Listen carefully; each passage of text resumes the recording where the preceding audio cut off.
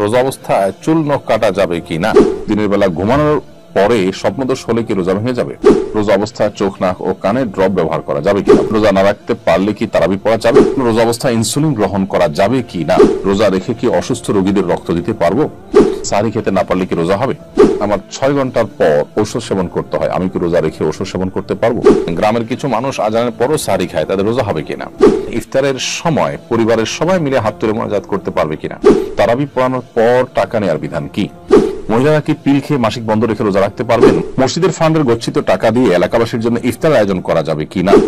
অনেকেই বলে রমজান মাসে নাকি মুর্দারা বাড়িতে আসে, এটা কতটুকু সত্য? রমজানের আগে কালেকশন করে রমজানে ইফতার বিতরণ করলে কি রমজানের সওয়াব পাবো? রমজান এলেই বাজারে হাহাকার পড়ে যায়, দ্রব্যমূল্য বেড়ে যায়, কারণ কি? প্রতিকারের উপায় কি? রমজান এলেই বাজারে যে হাহাকার পড়ে যায়, জিনিসপত্রের দাম বেড়ে যায়, এর অন্যতম কারণ হলো আমাদের ব্যবসায়ীদের একটা বড় অংশ যারা ইসলাম মনে করে শুধুমাত্র দাড়ি টুপি এবং নামাজ রোজাকে। বান্দার হক এবং মানুষের অধিকারের প্রতি দায়িত্বশীলতা, মানুষের কল্যাণ কামনা করা, মানুষের উপকার করা, মানুষের ক্ষতি সাধন না করা, এগুলো যে পার্ট অফ ইবাদত, সেগুলো আমরা জানি না। যার কারণে আমাদের ব্যবসায়ীদের দ্বারা এই সমস্ত অনাচারগুলো হয়। দ্বিতীয় গুরুত্বপূর্ণ কারণ হলো আমাদের দেশে আইনের শাসন প্রতিষ্ঠা দুর্ভাগ্যজনকভাবে কেউই করতে পারেনি। সেভাবে না পারার কারণে যখন কেউ অসৎ উপায়ে এ ধরনের ব্যবসা বাণিজ্য করেন, তখন ভালো মানুষরাও টিকে থাকতে গিয়ে তাদের সাথে তাল মেলাতে হয়। যদিও টিকে থাকার অজুহাতে এরকম করা জায়েজ নয়, কিন্তু তারা এমনটি করেন। এজন্য আইনের শাসন যদি হয় খুব কড়াকড়ির সাথে, আশা করা যায় এ ধরনের সমস্যার সমাধান হবে। রমজানে মৃত ব্যক্তির জন্য কিভাবে দোয়া করব? কোন খতম বা এ ধরনের কিছু করা জায়েজ আছে কিনা? রমজানে মৃত ব্যক্তির জন্য আমরা দোয়া করতে চাই, বিশেষ করে রমজান উপলক্ষে আমাদের মৃত মা বাবা তাদের পক্ষ থেকে, আমাদের প্রিয়জনদের পক্ষ থেকে কিছু করার তাগাদা আমরা অনুভব করি। এক্ষেত্রে দোয়ার ক্ষেত্রে যেটি হবে যে আমরা নিজেরা আল্লাহর কাছে তাদের হয়ে তাদের জন্য মাগফিরাত কামনা করব, দুহাত তুলে দোয়া করব, চোখের পানি ফেলবো, অন্যদেরকে দিয়ে দোয়া করাবো বা অন্যদের কাছে দোয়া চাইবো তাদের জন্য, এটি হতে পারে। দ্বিতীয়ত তাদের তরফ থেকে আমরা দান সাদাকা করব। মৃত ব্যক্তির জন্য যে সমস্ত বিষয়গুলো করা যায়, তাদের পক্ষ থেকে উমরা করা যায়, হজ করা যায়, দান সাদাকা করা যায়, কোন ব্যক্তিকে খাদ্য দেওয়া যায়, আল্লাহর কাছে দোয়া করা যায়। অনেক আমাদের মতে আপনি কোরআন কারীমের তেলাওয়াত পড়ে যদি বলেন যে আল্লাহ এর সবটা আমি তাকে দিতে চাই, সেটা অনেকের মতে দেওয়া যায়। এর বাইরে খতম করার একটা প্রচলন আমাদের সমাজে আছে যে রমজান উপলক্ষে আমাদের মৃত ব্যক্তির তরফ থেকে খতম করে। আসলে লোকজন ভাড়া এনে টাকা পয়সা দিয়ে খতম করালে সওয়াব তো হবেই না, বরং গুনাহ হবে। কারণ খতম কোরআন কারীম তেলাওয়াত পড়ে শেষ করা বা তেলাওয়াত করা এটা ইবাদত, এটার বিনিময় দেওয়া এবং নেওয়া জায়েজ নাই, বিধায় এটা চলবে না।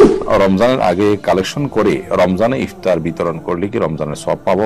রমজানে আপনি ইফতার বিতরণের কাজ করছেন, সেজন্য আপনি সওয়াব পাবেন, কিন্তু টাকা কালেকশন করেছেন রমজানের আগে।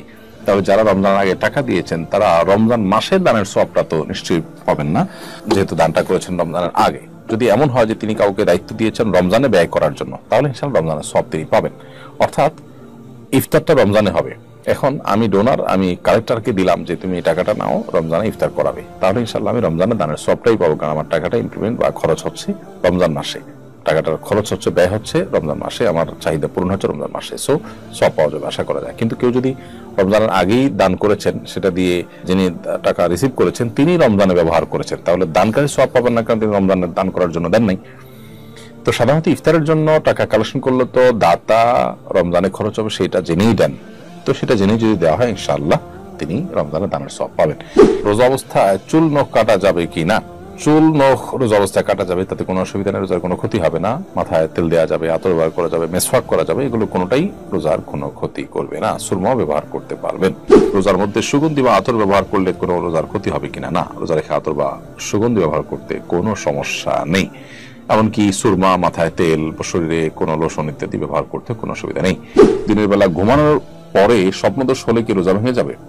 রোজাদার ব্যক্তি দিনের বেলা যদি তিনি ঘুমিয়ে পড়েন এবং দিনের বেলা যদি তার স্বপ্নদোষ হয়, তাহলে এর ফলে তার সিয়াম ভঙ্গ হবে না, তার রোজা ভঙ্গ হবে না, কারণ এটা তার হাতে নয়। তবে ইচ্ছাকৃত বীর্যপাত ঘটালে সেটি অবশ্যই রোজা ভঙ্গের কারণ হবে, স্ত্রী সবাসকৃত রোজা ভঙ্গের কারণ হবে, সেটি বলাই বাহুল্য।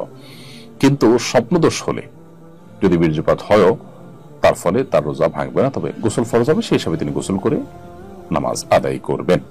রোজা অবস্থায় চোখ, নাক ও কানে ড্রপ ব্যবহার করা যাবে কিনা? রোজা অবস্থায় আপনি চোখে ড্রপ ব্যবহার করতে পারেন, কানে ড্রপ ব্যবহার করতে পারেন, তবে নাকে ড্রপ ব্যবহার করতে পারেন না, কারণ নাকের যে ড্রপ সেটা নাকের ছিদ্র হয়ে কণ্ঠনালী হয়ে আপনার পেট পর্যন্ত যেতে পারে, সেজন্য এটা আপনি করতে পারবেন না। আর চোখ এবং কানের ড্রপ এটা আপনি ব্যবহার করতে পারবেন, কারণ বিশুদ্ধ মত অনুযায়ী গবেষণা অনুযায়ী চোখ এবং কানে যে ড্রপ ব্যবহার করা হয়ে থাকে সেটা আমাদের পেটে যাওয়ার সম্ভাবনা একেবারেই ক্ষীণ। এর মধ্যে একটা তো আছে যে পেটের সাথে যাওয়ার কোনো কানেকশনই নেই, যার কারণে এগুলো আপনি ব্যবহার করতে পারবেন।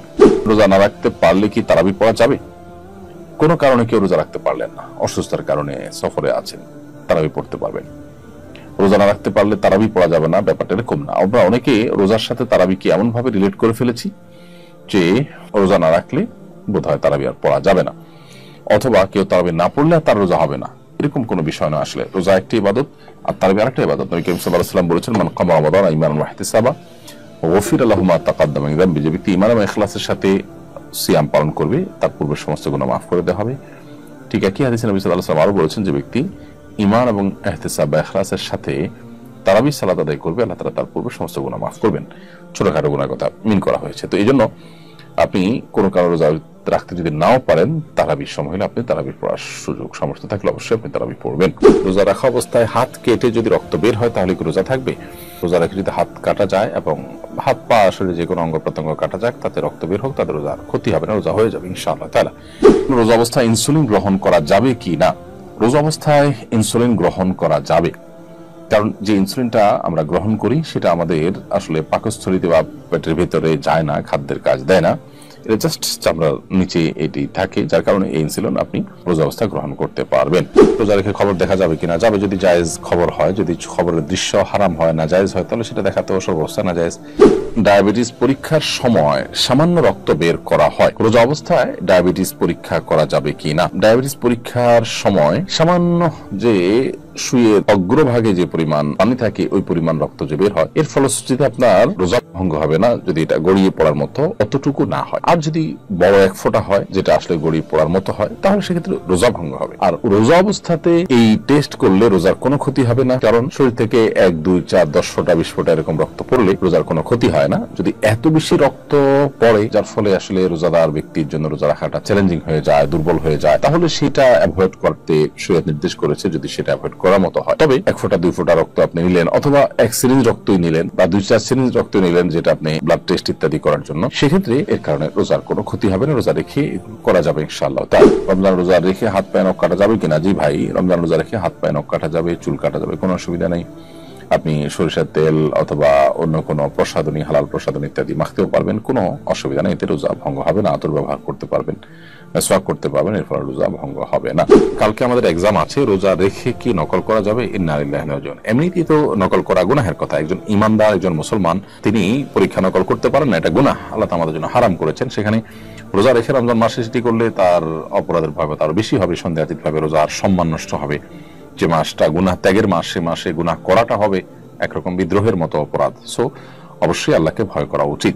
রোজা রেখে কি ফ্রি ফায়ার গেম খেলা যাবে কিনা? কোন প্রকার গেমসই রোজা রেখে খেলা উচিত নয়, এটা অনর্থক কাজ। ইমানদার এমনিতেই অনর্থক কাজ থেকে বিরত তাকে থাকতে হবে। আল্লাহ বলেছেন, সফল মুমিনদের বৈশিষ্ট্য হলো ওয়াল্লাযীনা হুম আনিল লাগবি মুআরিদুন, যারা অনর্থক অহেতুক কাজ থেকে বিরত থাকবে। এই যে গেমস খেলা, এটা অনর্থক কাজ, যে কাজের কোনো সুফল ওই কাজে রত ব্যক্তি পায় না, যার কারণে এটা একজন ইমানদারের সাথে যায় না। সেখানে ফ্রি ফায়ার এবং পাবজি গেম ইত্যাদির মধ্যে আরো অন্যান্য নাজায়েজ উপাদানগুলো থাকার কারণে এগুলো এমনিতেই খেলা নাজায়েজ এবং গুনাহের কথা। সেখানে রমজান মাস যদি রাখা করা হয়, তাহলে সেক্ষেত্রে সেটা আরো বেশি ভয়াবহ। রোজা রেখে যদি এটা করে কেউ, রোজা হয়ে যাবে, কিন্তু রোজার গুণগত মান নষ্ট হবে এবং রোজার সওয়াব এর মধ্যে নিশ্চয়ই ঘাটতি দেখা দিবে। রোজা রেখে কি অসুস্থ রোগীদের রক্ত দিতে পারবো? আমি এবং আমার টিম বিনামূল্যে ব্লাড ডোনেট করি। উত্তরটা জানতে চাচ্ছি। প্রিয় আরিফুল ইসলাম, আপনি আপনার টিম মানুষকে বিনামূল্যে যে রক্ত দিয়ে থাকেন, সেটা অবশ্যই একটি ভালো কাজ। এবং রোজা রেখে যদি রক্ত দিলে আপনি অসুস্থ হয়ে রোজা রাখা কঠিন হয়ে যেতে পারে, এরকম কোনো আশঙ্কা না থাকে, তাহলে সেক্ষেত্রে আপনি রোজা রেখে রক্ত দিতে পারেন, কোনো অসুবিধা নেই। রমজানে রোজা রেখে শরীর থেকে রক্ত বের করলে যে রোজা ভেঙে যায় তা কিন্তু নয়। মূলত শরীরে কোনো কিছু প্রবেশ করলে, যেটা আমাদের খাদ্য বা আপনার পানীয়ের কাজ দেয়, যেটা আমাদের শরীরে এনার্জি সৃষ্টি করে, অর্থাৎ ক্ষুধা নিবারণ, পিপাসা নিবারণের কাজ দেয়, সেরকম কিছু যদি শরীরে প্রবেশ করে তাহলে সেটা রোজা ভঙ্গের কারণ হয়। এখানে তো শরীর থেকে বের হয়েছে, এটা যদি স্বাভাবিক হয় যে 1 ব্যাগ রক্ত আপনি দিলেন, এর ফলে আপনার রোজা ভাঙতে হবে, সেরকম পর্যায়ে আপনি চলে যেতে পারেন, এরকম কোনো আশঙ্কা যদি না থাকে, ইনশাআল্লাহ আপনি রক্ত দিতে পারেন। রোজা রেখে হিজামা চিকিৎসা গ্রহণ করা যাবে কিনা? রোজা রেখে হিজামা চিকিৎসা করতে পারবেন। নবী করিম সাল্লাল্লাহু আলাইহি ওয়াসাল্লাম রোজা রেখে হিজামা চিকিৎসা নিয়েছেন, সেই জায়গা থেকে আপনি রোজা রেখে হিজামা চিকিৎসা করতে পারবেন। রোজার মাসে রোজা রেখে চায়ের দোকান চালানো যাবে কি না? অন্য ধর্মাবলম্বী বা বেরোজগার যারা আছে, অসুস্থ আছে, তাদের কাছে চা বিক্রি করলেন আপনি, তাদের জন্য চায়ের দোকান খোলা রাখেন, এটা নাজায়েজ নয়। কিন্তু আপনি যদি রোজাদার বা আপনার মুসলিম কিন্তু ইচ্ছাকৃত রোজা রাখছে না শরীয়তের জোর ছাড়া, তাদের মধ্যে চা বা অন্যান্য নাস্তা খাবার ইত্যাদি বিতরণ করেন বা ডিস্ট্রিবিউশন করেন বা তাদের কাছে বিক্রি করেন, তাহলে সেক্ষেত্রে আপনি একজন গুনাহগার মানুষকে গুনাহের কাজ করতে সহযোগিতা করছেন। সেজন্য এটা আপনার জন্য শরীয়তের দৃষ্টিকোণ থেকে নাজায়েজ কাজ হবে। শাওয়াল মাসের 6 রোজা আগে রেখে ভাঙতি রোজা পরে রাখলে অসুবিধা হবে কিনা, এ বিষয়ে আমরা বারবার উত্তর দিয়েছি, কোনো অসুবিধা নেই। আপনি শাওয়াল 6 রোজা আগে রেখে ভাঙতি রোজা পরে রাখলেও রোজা হয়ে যাবে। আমাদের দেশে সম্প্রতি সারা বিশ্বে একই দিনে রোজা ঈদ পালন করার আহ্বান বেশ জোরে সোরে শোনা যাচ্ছে। এ বিষয়ে আলেমদের মতামত কি? সারা বিশ্বে একই দিনে রোজা, এই দাবিটা বাস্তবসম্মত না। নবী করিম সাল্লাল্লাহু আলাইহি ওয়াসাল্লাম তার সময়ও তিনি চাঁদ দেখে আমাদেরকে সিয়াম পালন করতে বলেছেন। এরকম একাধিক হাদিস দ্বারা সাব্যস্ত হয় যে কেউ এক জায়গায় ঈদ করে গেছেন, যে অন্য জায়গায় গিয়ে অন্য দিন তো ঈদের চাঁদ দেখা গেছে, সেখানকার মানুষকে তিনি পরে ঈদ করতে দেখেছেন। এখানে চাঁদ দেখা যাওয়ার উপরে নির্ভর করে এই আমলটি করতে হবে। এখানে নবী সাল্লাল্লাহু আলাইহি ওয়াসাল্লাম বলেছেন, সুমুল রুইয়াতি ওয়া আফতিরুল রুইয়াতি, তোমরা রোজা রেখো চাঁদ দেখে, আবার ইফতার করবে চাঁদ দেখে। সো আমরা চাঁদ দেখবো, পৃথিবীর অন্য কোন প্রান্তে চাঁদ উঠেছে না উঠেছে এটা দেখে যদি আমাকে রোজা রাখতে হয়, তাহলে যখন এই টেকনোলজি ছিল না বা থাকবে না, তখন মানুষ কি করবে? ইসলামটা তো সার্বজনীন, সর্বকালীন, সব সময়ের জন্য প্রযোজ্য। বিধায় ইসলাম এমন কোন ব্যবস্থার কথা বলে না যেটা এক সময় কার্যকর থাকবে আর সময় অকার্যকর হয়ে যাবে। তো এই জায়গা থেকে আমাদের দেশে মানুষ আমরা চাঁদ দেখে রোজা রাখা, চাঁদ দেখে ঈদ করাটা এটা বাস্তবসম্মত। একই দিনের সারা পৃথিবীর মানুষ রোজা রাখা বা ঈদ করাটা কোনোদিনই সম্ভব নয়, কারণ ভৌগোলিক ভাবে এটা অবাস্তব। বাংলাদেশের কিছু কিছু এলাকায় একদল লোক সাহারির সময় রাস্তায় হেঁটে হেঁটে কাওয়ালি গিয়ে সাহারির জন্য ডাকেন। তরুণরা এই ধরনের কাজে উৎসাহ বোধ করেন, এলাকার মানুষরাও একে উপভোগ করেন। এভাবে ডাকাডাকিকে আপনি কিভাবে দেখছেন? যদি খালি গলায় কাওয়ালি গান, তার কারণে কথার ভিতরে খারাপ কিছু না থাকে, তাহলে মৌলিকভাবে গাওয়া দোষের নয়। আর এভাবে ডাকাডাকিতে মাইকে আপনার যে উচ্চস্বরে ডাকাডাকি হয়ে থাকে, সেটার তুলনায় এটা সহনীয়, এবং এটাতে যারা রোজা রাখবেন না, অন্য ধর্মাবলম্বী কিংবা অসুস্থ ব্যক্তি কিংবা ঋতুবতী নারী বা শিশু, তাদের যে খুব বেশি ডিস্টার্ব হয় তাও না। কারণ খালি গলায় এই ধরনের কাওয়ালি গাওয়া হোক বা কোনো তেলাওয়াত করা হোক, এগুলো খুব বেশি উচ্চ আওয়াজ সৃষ্টি করে না, যার কারণে এটাতে আমি দোষের কিছু দেখছি না। তবে যদি এটা অন্যের কষ্টের কারণ হয় বা অনেকে মিলে সম্মিলিতভাবে বেশ জোরে সোরে আপনার আওয়াজ করেন এবং ওনাদের ইবাদতে ব্যাঘাত সৃষ্টি হয়, তাহলে সেক্ষেত্রে এটা পরিত্যাজ্য। দেখতে হবে যে এটার মাত্রাটা কি এবং কি পদ্ধতিতে করা হচ্ছে। মৌলিকভাবে যদি মাত্রাকে মাথায় রেখে এবং মিউজিক ছাড়া এটা করা হয়, তাহলে সেক্ষেত্রে নাজায়েজ হওয়ার কোনো কারণ নেই। রমজানের সাহরি এবং ইফতারে কি ধরনের খাবার খাওয়া শরঈ এবং স্বাস্থ্যগত দিক থেকে বাঞ্ছনীয়? স্বাস্থ্যগত দিক থেকে আমাদের সাহরি এবং ইফতারিতে কি ধরনের খাবার থাকা দরকার, সেটা অবশ্য স্বাস্থ্য বিশেষজ্ঞগণ খুব ভালো বলতে পারবেন। তবে আমরা সবাই কমন কিছু বিষয় জানি। তার মধ্যে থেকে একটা হলো যে ইফতারিতে খুব বেশি ভাজা পোড়া, এটা আমাদের স্বাস্থ্যের জন্য মোটেও ভালো নয়, এবং এটার কারণে অনেক অস্বস্তিতে আমরা ভুগতে হয়। এর কারণে আমাদের তারাবি, রাতভর ইবাদত বন্দেগী, অন্যান্য আমল করে, এমনকি দিনে বেলা রোজা রাখাটা অনেক সময় কষ্টকর হয়ে যায়। এই জন্য আমাদের স্বাস্থ্য ভালো থাকে সেরকম খাবার আমাদের খাওয়া উচিত। ভাজা পোড়া, অতি ঝাল, অতি মিষ্টি, যেগুলো আমাদের স্বাস্থ্যের জন্য ভালো নয়, সেগুলো আমাদের অ্যাভয়েড করা উচিত, অন্তত রমাদানে ইবাদতের প্রয়োজন হলে। দ্বিতীয়ত হলো আমরা ইফতার এবং সাহরিতে খেজুর অবশ্যই রাখার চেষ্টা করব। এটাতে প্রচুর পরিমাণ খাদ্য শক্তি, এনার্জি যেমন রয়েছে, এমনি ভাবে এমন সব খাবার রাখবো, দেশীয় ফল এবং অন্যান্য খাবার, যেগুলো সুফল আমাদের শরীরে নানাভাবে ইনশাআল্লাহ আসবে। এবং খুব বেশি উদরপূর্ণ করে খেলে ইবাদতবন্দি করতে অসুবিধা হয়, সেটা অস্বস্তির কারণ হয়, সেটা আমাদের স্বাস্থ্যের জন্য খারাপ হয় এবং শরীয়ত ও সেই জন্য আমাদেরকে নিরুৎসাহিত করেছে। সেজন্য আমরা চেষ্টা করব যে সাহরি ইফতারিতে খুব বেশি উদরপূর্ণ করে না খেতে। সাহরি খেতে না পারলে কি রোজা হবে? সাহরি খেতে না পারলেও রোজা হবে। কোনো কারণে কেউ সাহরি খেতে পারলো না, তার মানে তিনি রোজা রাখবেন না, ব্যাপারটা কিন্তু তা নয়। অনেকে আছেন যে সাহরি খেতে না পারলে তিনি ভেঙে পড়েন যে কিভাবে রোজা রাখবেন। আসলে এতটা দুর্বল হওয়া, এতটা হীনমন্য হওয়া মুসলমানের সাজে না। এই জন্য সাহরি খেতে না পারলেও আমি রোজা রাখলে আমার সে রোজা যে একেবারে আমার জীবন হানি করে ফেলবে, আমি মরে যাবো, এরকম তো না।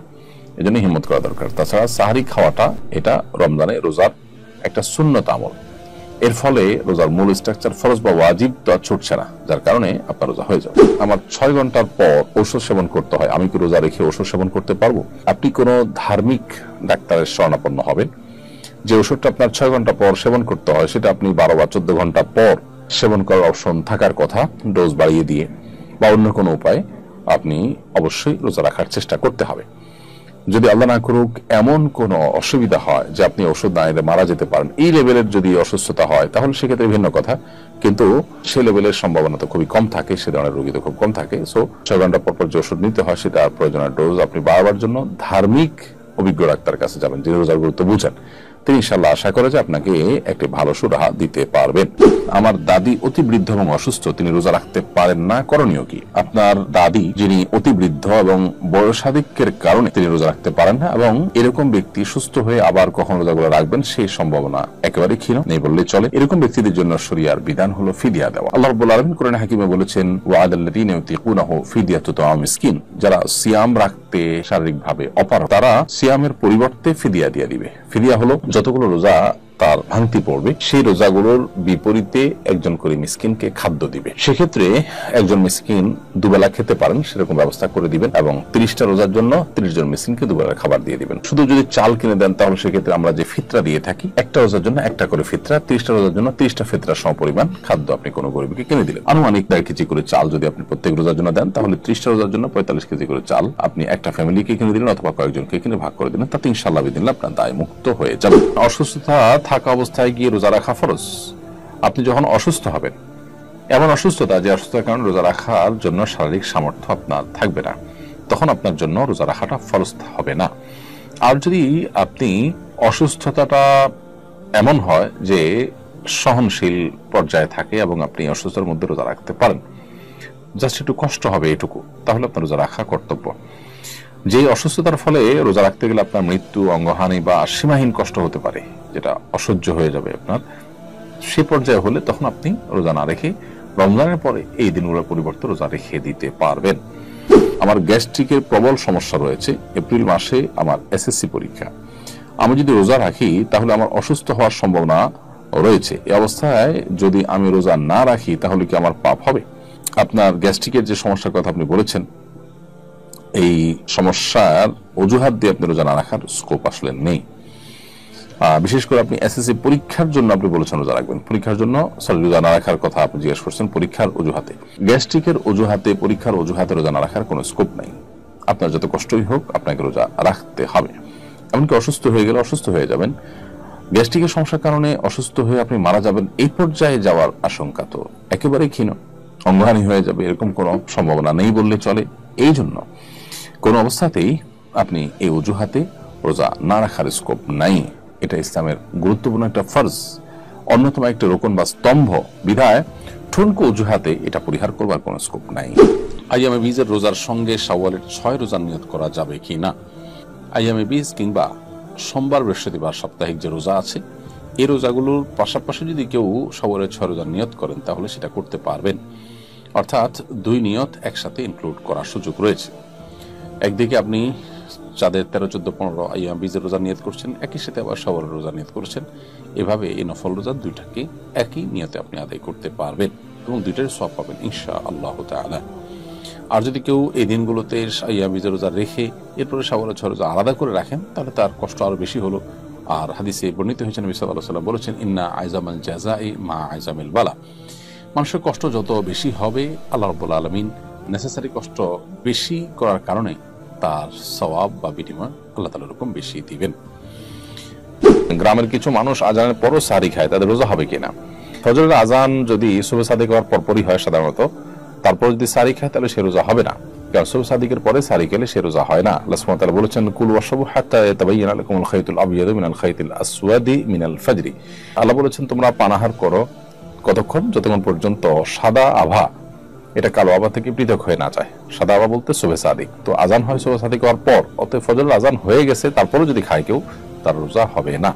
মূলত আজান দেওয়া অবস্থাতে যদি কারোর হাতে খাবার থাকে তারপরে নবী সাল্লাল্লাহু আলাইহি ওয়াসাল্লাম সেটা শেষ করতে বলেছেন, এটা হলো সাহরির আজান, যেটা ফজরের নামাজের আগে হয়ে থাকে সেটার কথা। ইতিকাফের ফজিলত তাৎপর্য এবং বিধিবিধান জানতে চাই। নবী করিম সাল্লাল্লাহু আলাইহি ওয়াসাল্লাম রমজানের শেষ দশকে মসজিদে অবস্থান করতেন, ইতিকাফ করতেন। ইতিকাফ মানে হলো মসজিদের শেষ দশকের জন্য বা একটা নির্দিষ্ট সময়ের জন্য নিজেকে আটকে ফেলা, আবদ্ধ করে ফেলা এবং সেখানে আবদ্ধ থেকে ইবাদত বন্দেগীতে মাশগুল থাকা, এটাই হলো ইতিকাফ। ইতিকাফের তাৎপর্য, ইতিকাফের ফজিলত অপরিসীম। নবী সাল্লাল্লাহু আলাইহি ওয়াসাল্লাম রমজানের রোজা ফরজ হওয়ার থেকে তার ওয়াফাত পর্যন্ত কোনো বছর জীবনে তিনি ইতিকাফ ছাড়েন নাই। ইতিকাফের তাৎপর্য বোঝার জন্য মনে হয় এটুকুই যথেষ্ট, যে আমল নবী সাল্লাল্লাহু আলাইহি ওয়াসাল্লাম জীবনে কখনো ছাড়েননি সেটা কত গুরুত্বপূর্ণ হতে পারে। এজন্য রমজানের শেষ দশকে আমাদের ইতিকাফ করা উচিত। ইতিকাফের নিয়ত করে যখন আমরা মসজিদে ঢুকবো, সেক্ষেত্রে আমরা 20 রমজান সূর্যাস্ত যাওয়ার আগে আগে আমরা মসজিদে প্রবেশ করব এবং ঈদের চাঁদ দেখার সময়টা শোনার পর আমরা মসজিদ থেকে বের হব। এর মধ্যে একান্ত নিরুপায় হলে, যেমন ওয়াশরুম ইত্যাদির জন্য, ওযু ইত্যাদির জন্য মসজিদ থেকে বের হতে পারি আমরা। আর না হলে খাবার যদি কেউ আনার মতো লোক থাকে তাহলে সেটার জন্য আমরা বের হবো না। আর যদি আনানোর মতো কোনো লোক না থাকে, কোনো ব্যবস্থা না থাকে, তাহলে শুধুমাত্র বাইরে যে খেয়ে আবার দ্রুততার সাথে আমরা ভিতরে প্রবেশ করতে পারি। এভাবে আমরা ইতিকাফ করব। পুরো সময়বাদ বন্দেগীতে আমরা মাশগুল থাকার চেষ্টা করব।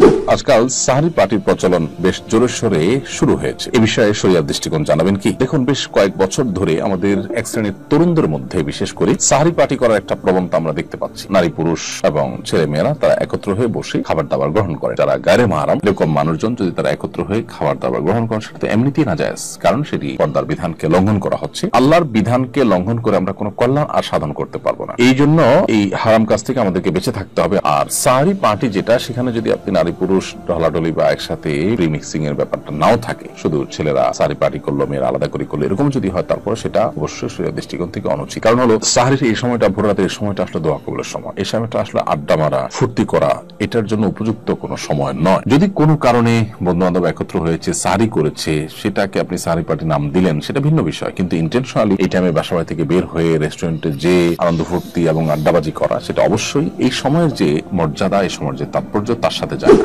ইফতারের সময় পরিবারের সবাই মিলে হাত তুলে মোনাজাত করতে পারবে কিনা?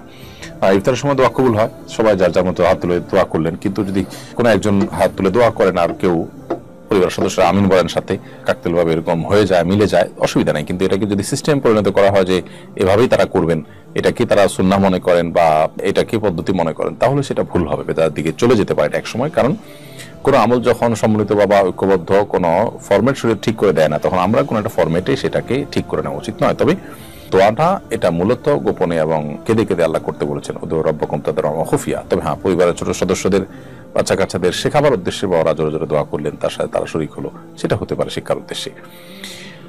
আমি 9 মাসের গর্ভবতী, আমার পানি ও খাবার সময় মতো খেতে হয়, আমি কি রোজা রাখতে পারবো?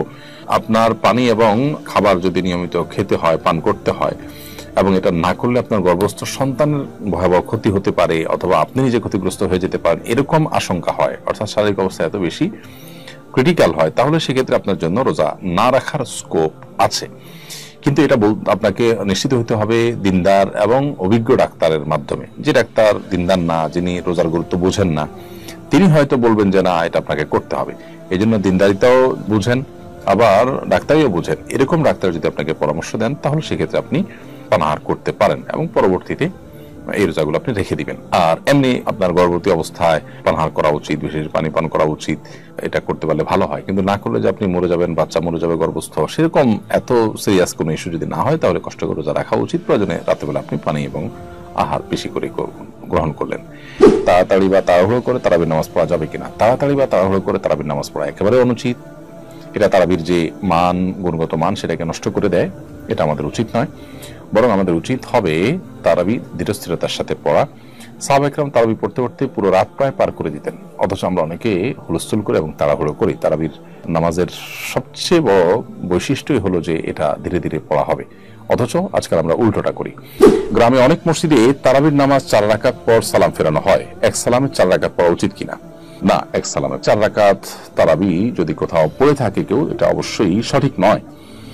কারণ নবী করিম সাল্লাল্লাহু আলাইহি ওয়াসাল্লাম বলেছেন, সালাতুল লাইলি ওয়ান নাহারি মাসনা মাসনা, রাত এবং দিনের নামাজগুলো 2 রাকাত 2 রাকাত করে। নফল সুন্নাত যে নামাজগুলো আছে, নফল নামাজগুলো বিশেষ করে এগুলো সব 2 রাকাত 2 রাকাত করে। তাছাড়া তারাবির নামাজ 2 রাকাত 2 রাকাত করেই হলো সুসাব্যস্ত।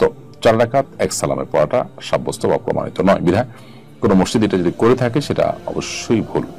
জামাতে তারাবির নামাজ আদায় করার সময় সূরা ফাতিহার পর কি অন্য সূরা মুক্তাদি কেউ পড়তে হবে, নাকি হুজুর পড়লেই হবে? দয়া করে জানাবেন। জামাতে তারাবির নামাজ আদায় করার সময় সূরা ফাতিহার পর অন্য সূরা যখন পাঠ করা হবে, মুক্তাদির আমরা তখন মনোযোগ সহকারে শুনবো। যখন উচ্চস্বরে পড়া হচ্ছে তখন আমরাও শুনবো, আমরা আর পড়বো না সেটার সাথে। কারণ আল্লাহ তাআলা বলেছেন, ওয়াইদা কুরিয়াল কুরআন ফাসতামিউ লাহু ওয়া আনসিতু, তোমরা যখন কোরআন পাঠ করা হয় তখন মনোযোগ দিয়ে শুনবে এবং চুপ থাকবে। এই জন্য মনোযোগ দিয়ে শুনতে হবে এবং চুপ থাকতে হবে এই সময়টাতে। তারাবির নামাজ 4 রাকাতের পর পর বিশেষ একটি দোয়া পড়া হয়, এটা পড়া জরুরি কিনা? না। ফখরুল ইসলাম, তারাবির নামাজের 4 রাকাতের পর পর যে দোয়া পড়া হয়, এটার সাথে আসলে তারাবির কোনো সম্পর্ক নেই এবং এটা হাদিস দ্বারা সাব্যস্ত নয়। এটা মূলত 4 রাকাত পর পর যে বিরতি দেওয়া হয়, এটা মূলত রেস্টের জন্য দেওয়া হয়। সো ওই টাইমে দোয়া পড়া কেউ জিকির করতে পারে, কেউ চুপ থাকতে পারে, কিন্তু নির্দিষ্ট ফরম্যাটে যে দোয়া পড়া হয় সুবহানাল মুলক ওয়াল মালাকুতে, এগুলোর কোনো ভিত্তি কোরআন হাদিসে কোথাও নেই। তারাবি পড়ানোর পর টাকা নেওয়ার বিধান কি? খতম তারাবিতে কোরআনে কারীমের তেলাওয়াত এবং খতম দেওয়া এটাই হলো মুখ্য, আর কোরআনে কারীমের তেলাওয়াতের বিনিময়ে দেওয়া নেওয়া জায়েজ নয়। সেই দৃষ্টিকোণ থেকে উলামায়ে কেরামের প্রসিদ্ধ ফতোয়া হলো যে তারাবি খতম তারাবির বিনিময়ে দেওয়া নেওয়া জায়েজ নয়। এক্ষেত্রে হাফেজ সাহেবদের আমরা ওয়াক্তিয়া নামাজের ইমাম হিসাবে নিয়োগ দিতে পারি, সেটা হতে পারে 1 ওয়াক্ত 2 ওয়াক্ত, এবং এরপর তাদেরকে সেটার জন্য আমরা বেতন বা তাদের যে প্রাপ্য ভাতা সেটা আমরা ঠিক করি, সেটা আমরা দিতে পারি। এটাও যাতে ছলছাতুরি টাইপ না হয় সেটা আমাদের নিশ্চিত করা দরকার। বিশ্ববিদ্যালয়ের ক্যাম্পাসে ছেলে মেয়ে একত্রে ইফতার করে, এ ব্যাপারে শরীয়তের বিধান জানাবেন। বিশ্ববিদ্যালয়ের ক্যাম্পাসে হোক কিংবা কোনো ক্যান্টিনে হোক বা অন্য কোনো সাধারণ জায়গায় হোক, ছেলে এবং মেয়ে, নারী এবং পুরুষ একত্রে বসে যদি ইফতার করেন, তারা যদি গায়রে মাহরাম হয়ে থাকেন, তাহলে সেটি একটি নাজায়েজ এবং গুনাহের কাজ। কারণ একত্রে একই টেবিলে চেয়ারে শেয়ার করে তারা বসে পাশাপাশি ইফতার যদি করেন, তাহলে সেক্ষেত্রে শরীয়তের পর্দার বিধানকে তারা লঙ্ঘন করছে। এখানে যারা আয়োজক হবেন, যারা এখানে শামিল হবেন, তারা অবশ্যই গুনাহগার। তবে হ্যাঁ, আপনি নিজেকে যদি সেখান থেকে রক্ষা করে ওই আয়োজনের মধ্যে আপনি নিজেকে সেভ করে আলাদা করে ইফতার করে চলে আসেন, তাহলে সেক্ষেত্রে আপনার জন্য সেটা নাজায়েজ না হতে পারে। আয়োজক এবং এই ঢলাঢলিকে যারা সাপোর্ট করেন, সমর্থন করেন বা যাদের সাথে শামিল হয়েছেন, তারা অবশ্যই গুনাহগার হবে। এবং বিশ্ববিদ্যালয় ক্যাম্পাস সহ অন্য যে কোনো জায়গায় যদি কোনো ইফতার আয়োজনে নারী পুরুষ একসাথে থাকে, তাহলে নারীদের জন্য আলাদা আয়োজন থাকবে, পুরুষদের আলাদা আয়োজন থাকবে। প্রয়োজনে তারা ভিন্ন কোনো হলরুমে থাকবেন, পুরুষ আরেকটা হলরুমে থাকবেন বা পার্টিশন থাকবে। যে কোনো ভাবে পর্দা বিষয়টাকে নিশ্চিত করতে হবে। পাঞ্জেগানা মসজিদে ইতিকাফ করা যাবে কিনা? হ্যাঁ, পাঞ্জেগানা মসজিদে ইতিকাফ করা যাবে। ইতিকাফের জন্য জুমা মসজিদ হওয়া শর্ত নয়, তবে মসজিদ হওয়া শর্ত। যে জায়গাটা আসলে মসজিদ, অর্থাৎ মসজিদের মর্যাদা পাচ্ছে, যে জায়গাটা নামাজ আদায়ের জন্য নির্ধারণ করা হয়ে গেছে, ফিক্সড করা হয়েছে, নির্দিষ্ট করা হয়েছে স্থায়ীভাবে, সেই জায়গাটা মসজিদ হিসাবে মর্যাদা পাবে। কেউ ওয়াকফ করে দিল, সেটা পাঞ্জেগানা মসজিদ হতে পারে, জুমা মসজিদ হতে পারে। এখন প্রশ্ন হলো, পাঞ্জেগানা মসজিদ যদি ইতিকাফ করে, তাহলে জুমার নামাজের জন্য কি করবে ইতিকাফকারী? উত্তর হলো, জুমার নামাজের জন্য তিনি বের হয়ে জুমা মসজিদে যাবেন, জুমা নামাজ পড়ে আবার তার ইতিকাফের জায়গায় তিনি ফিরে আসবেন। এভাবে তিনি জুমাও আদায় করবেন, আবার ইতিকাফও আদায় করবেন। মহিলারা কি পিল খেয়ে মাসিক বন্ধ রেখে রোজা রাখতে পারবেন? মহিলারা পিল খেয়ে মাসিক বন্ধ রেখে রোজা রাখতে পারবেন যদি তাদের শরীরে বড় কোনো ক্ষতির আশঙ্কা না থাকে। যদি বড় কোনো সাইড এফেক্ট হতে পারে এরকম মনে হয়, তাহলে সেক্ষেত্রে নিজের শরীরকে ক্ষতি করে ধ্বংস করে আপনি এটা করতে পারেন না। আল্লাহ বলেছেন, ওরা তুলকু বিআইদিকুম ইলা তাহলুকা, তোমরা নিজেদেরকে ধ্বংসের দিকে ঠেলে দিও না। বিধায় নিজেদের ক্ষতি করে এরকমটি করা উচিত হবে না। আর এমনিতে যদি ক্ষতির কোনো আশঙ্কা না থাকে, তাহলে এটি করতে পারেন। আমি একজন সিঙ্গাপুর প্রবাসী, রোজা রাখা আমার পক্ষে কঠিন হয়ে যায়। পরবর্তীতে আমি যদি কাজা করি তাহলে হবে কিনা? দেখুন, আপনি জাস্ট কাজের অজুহাতে রোজা না রাখার সুযোগ নেই। যদি এমন হয় যে আপনি যেখানে আছেন সেখানে রোজা রাখতে আপনার কঠিন হয়, তাহলে আপনার সেই জায়গা পরিবর্তন করা দরকার, সেই চাকরি পরিবর্তন করা দরকার, সুইচ করা দরকার, যাতে করে আপনি রোজা রাখার মতো পরিবেশে যেতে পারেন। আপনি সামান্য একটু রুটি রুজির জন্য ফরজ রোজা রাখতে পারছেন না, এরকম জায়গায় নিজেকে আপনি নিয়েছেন, তো এটা আপনার জন্য অনুচিত কাজ। যদি এমন হয় যে সাময়িক সমস্যা, এই মুহূর্তে পারছেন না, সেখানে যৌক্তিক শরিয়া গ্রাহ্য কোনো ওজোরের কারণে, তাহলে সেটা গ্রহণযোগ্য হতে পারে। পরবর্তীতে রোজাগুলো রেখে দিলে হবে। বাড়িতে হাফেজার সাথে মহিলারা খতম তারাবি পড়তে পারবে? পারলে কিভাবে পড়বে? দেখুন, কোন হাফেজা মহিলার পিছনে বা অন্যান্য মহিলারা যদি তারাবির নামাজ পড়েন, বিশেষ করে হাফেজা মহিলার তারাবি তিনি ভুলে যাবেন, যদি জামাতে না পড়েন আর থাকবে না, সেক্ষেত্রে বাইরের মহিলারা নিজেরা তারাবিতে জামাত করেছেন, সেক্ষেত্রে মাওলানা তাকি উসমানী সাহেব সহ অনেকে এটাকে জায়েজ বলেছেন। যদিও ফুকাহানা অন্যরা সাধারণত মেয়েদের জামাত নিজেরা করাটাকে মাকরু বলেছেন। আমাদের আয়েশা সহ বিভিন্ন মহিলা সাহাবীদের দ্বারা জামাতের সাথে সালাত আদায় করার বিষয়টি সুসাব্যস্ত আছে, সেই জন্য সৌদি উলামায়ে কেরাম এটিকে জায়েজ বলেন। তো সেই জায়গা থেকে হাফেজা মেয়ে যদি ঘরোয়াভাবে নিজেরা করেন, অন্যান্য মেয়েদেরকে ডাকডোল পিটিয়ে পুরুষদের মতো এরকম জমায়েত না করেন, মসজিদ না করেন, তাহলে এটা বিশেষ করে হিফজ ধরে রাখার শর্তে, ধরে রাখার প্রয়োজনে করলে সেটি জায়েজ হতে পারে। বিগত রমজানের কাজা রোজা না রাখলে কি সামনে রমজান রোজা হবে না? এমন কোনো কথা নেই যে বিগত রমজানের কাজা রোজা না রাখলে রমজান রোজা হবে না। রমজান রোজা আপনি রেখে ফেলবেন এবং রমজানের পরপরই বিগত রমজানের যে রোজাগুলো রয়েছে সেগুলো দ্রুততার সাথে আপনি রেখে ফেলবেন। আমি বিদেশে যাব, বিদেশে যাওয়ার জন্য মেডিকেল টেস্ট করলে কি রোজা ভেঙে যাবে? মেডিকেল টেস্টে সাধারণত যেটি হয়ে থাকে, ব্লাড বা ইউরিন স্যাম্পল কালেকশন করা হয়, এক্সরে করানো হয়, এগুলো কারণে রোজা ভাঙবে না। যদি কখনো এরকম কোনো মেডিকেল টেস্ট হয় যে মুখের ভিতর দিয়ে আপনার পাকস্থলীতে কোনো মেশিনপত্র ঢুকিয়ে টেস্ট করা হয়, তাহলে সেক্ষেত্রে সেটি কথা ভিন্ন। বাকি সাধারণ যে মেডিকেল টেস্টগুলো আছে, রক্ত নেওয়া, পেশাব নেওয়া বা আপনার এক্সরে করা, আইসিজি করা, এগুলো কোনোটার কারণে রোজা ভাঙবে না। রোজা রেখেও অনেকে নামাজ পড়ে না, তাদেরকে নামাজে নেওয়ার জন্য কি করা যায়? বেনামাজি রোজাদারের রোজা হবে কিনা? রোজা রেখেও যদি কেউ নামাজ না পড়েন তার ওটা দুর্ভাগ্যজনক, কারণ রোজার চাইতে নামাজের গুরুত্ব অনেক বেশি। যিনি রোজা রাখছেন তিনি ইসলামের এটার গুরুত্বটা বুঝতে পেরেছেন, কিন্তু নামাজের গুরুত্বটা তিনি বুঝলেন না। তাকে নামাজের গুরুত্বটা বোঝানো উচিত এবং নামাজের গুরুত্ব সম্পর্কে তাকে পুস্তক পড়তে দেওয়া, কোনো লেকচার শুনতে দেওয়া অথবা কাউন্সিলিং করা, এটা উচিত। সেই সাথে এটাও সঠিক যে নামাজ না পড়েও তিনি যে রোজা রাখছেন তার রোজাটা হয়ে যাবে, কিন্তু নামাজ না পড়ার কারণে গুনাহ হবে অনেক বেশি। ব্যাপারটা এরকম যে কেউ পাগড়ি পরেছেন কিন্তু তার পরনে লুঙ্গি নেই, তো পাগড়ি পরার সওয়াব পেলেও লুঙ্গি না পরার যে গুনাহ, ভয়াবহ কবিরা গুনাহ, সেটা হবে। পাগড়ি পরে যে সওয়াব পাবে, লুঙ্গি না পরে তার চাইতে বেশি গুনাহ হবে। অতএব রোজা হতে হয়ে যাবে, কিন্তু তার নামাজ যে পড়লে না তার জন্য তিনি অনেক বড় দায়ী থাকবেন আল্লাহর কাছে। কারণ আমি একজন ব্যবসায়ী, দোকান পরিচালনার কারণে নিয়মিত তারাবি পড়তে পারি না, তাতে কি আমার রোজার কোনো ক্ষতি হবে? আপনি দোকান পরিচালনা করার কারণে তারাবি পড়তে পারেন না, এক্ষেত্রে আপনার দোকানে যদি একাধিক লোক থাকে তাহলে সেক্ষেত্রে পালা বদল করে আপনারা তারাবি পড়বেন। ব্যবসায়ীদের বিভিন্ন শপিং মলে, মার্কেটে তাদের সুবিধার্থে একাধিক টাইমে তারাবি নামাজ হয়ে থাকে। সো সেই তারাবির নামাজে কখনো আপনি গেলেন, কখনো আপনার কর্মচারী পাঠালেন, কখনো সহকর্মীকে পাঠালেন, এভাবে পাল্টাপাল্টি করে আপনি পড়ার চেষ্টা করা উচিত। আর যদি কোনো কারণে সেটা করতে না পারেন তো একাকি আপনি তারাবি পড়লেও আপনার তারাবি আদায় হয়ে যাবে। মসজিদের ফান্ডের গচ্ছিত টাকা দিয়ে এলাকাবাসীর জন্য ইফতার আয়োজন করা যাবে কিনা, গুরুত্বপূর্ণ প্রশ্ন। রমাদান এসছে, মসজিদের তহবিলের টাকা দিয়ে এলাকাবাসীর জন্য বা মসজিদের মুসল্লিদের জন্য ইফতারের কোনো আয়োজন করা যাবে না। কারণ মসজিদে সাধারণত মানুষ যে টাকা দেয় সেটা মসজিদে ইফতার আয়োজনের জন্য দেয় না, সেটা দেয় মসজিদের নির্মাণের জন্য, মসজিদের বেতন ভাতা, মসজিদের যে রুলিং কস্ট খরচ আছে সেগুলো নির্বাহ করবার জন্য। অতএব যেই জন্য দাতারা টাকা দেন সেই কাজেই টাকাটা ব্যয় করতে হবে। যেহেতু মসজিদে ইফতারের আয়োজনের জন্য সাধারণত মসজিদে টাকা দেওয়া হয় না, দান বাক্সে বা জেনারেল ফান্ডে যে টাকা দেওয়া হয় সেটা ইফতার আয়োজনের জন্য দেয় না কেউ, সেজন্য সেটাকে এই কাজে ব্যবহার করা যাবে না। এই জন্য কোনো মসজিদে রমজান উপলক্ষে যদি ইফতার আয়োজন করতে হয় রোজাদারদের জন্য, তাহলে এর জন্য আলাদা করে তহবিল গঠন করতে হবে, মুসল্লিদেরকে ঘোষণা দিতে হবে যে আমরা রোজাদারদের জন্য ইফতার আয়োজন করতে চাই, আপনারা শরীক হন। সেক্ষেত্রে মুসল্লিদের সেই তহবিলে যে টাকা দিবেন সেটা দিয়ে তারা ইফতার আয়োজন করতে পারবেন ইনশাআল্লাহ তাআলা। মহিলাদের তারাবি পড়ার নিয়মটা জানতে চাই। পুরুষ এবং মহিলাদের তারাবি পড়ার নিয়ম ভিন্ন নয়, বরং পুরুষরা যেভাবে তারাবি পড়বেন মহিলারা সেভাবে নামাজ পড়বেন। মহিলারা বাসা বাড়িতে তারাবি পড়বেন, যদি মসজিদে কোনো জামাতে তারা সামিল হন, কখনো কোথাও গিয়েছেন সেখানে জামাত হচ্ছে, সামিল হয়ে গেলেন, নামাজ হয়ে যাবে, কিন্তু বাসার পড়াটা তাদের জন্য অবশ্যই উত্তম। এবং মহিলারা যদি পরিবারের সদস্যরা নিজেরা জামাতে নামাজ পড়েন সেটাও তারা করতে পারেন, তবে জামাতের জন্য ডাকডোল পিটিয়ে অন্যদেরকে সমবেত করা, কোথাও কোথাও মেয়েদের তারাবি নামাজ জন্য আলাদা মসজিদ তৈরি হচ্ছে এরকম আমি জানতে পেরেছি, এরকমটি শরিয়ার মেজাজ, শরিয়ার যে নির্দেশনা তার সাথে কিন্তু যায় না। মোবাইল দেখলে কি রোজা ভেঙে যাবে? না, মোবাইল দেখলে রোজা ভাঙতে যাবে কেন? তবে মোবাইলে হারাম বা খারাপ কোনো জিনিস যদি আপনি দেখেন তাহলে গুনাহ হবে, সেটা রমজানের বাইরে দেখলেও গুনাহ হবে, রমজানে দেখলে গুনাহ আরো বেশি হবে, কিন্তু তার সাথে রোজা ভঙ্গ হওয়ার সম্পর্ক নেই। রমজান মাসে কোন কোন আমল বেশি বেশি করা যায়? সবচেয়ে বেশি করার চেষ্টা করবেন হলো গুনাহ থেকে বেঁচে থাকার আমল, কোনো গুনাহ যেন না হয় সে চেষ্টা করবেন। কোরআন তেলাওয়াতটা বেশি বেশি করার চেষ্টা করবেন এবং সে সাথে দোয়াটা বেশি বেশি করার চেষ্টা করবেন, সাদাকা এবং দানটা বেশি বেশি করার চেষ্টা করবেন।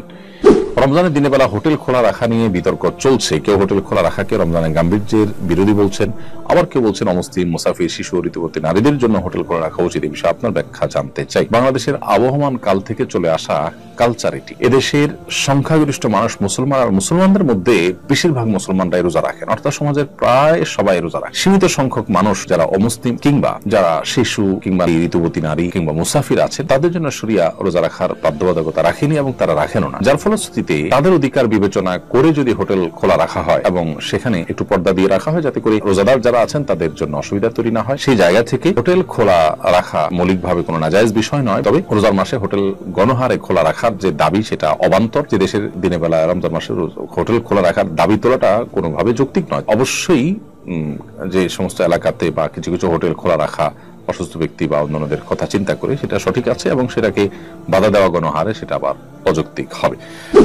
অনেকেই বলে রমজান মাসে নাকি মুর্দারা বাড়িতে আসে, এটা কতটুকু সত্য? রমজান মাসে মুর্দারা বাড়িতে আসে মর্মে যে কথা প্রচলিত আছে আমাদের সমাজে সেটা একেবারেই ভুল এবং ভ্রান্ত কথা, এর কোনো বাস্তবতা নেই, নিছকই মন গড়া কথা। বিধায় এখান থেকে আমরা যথাসম্ভব মন গড়া কথা থেকে আমরা বিরত থাকার চেষ্টা করব।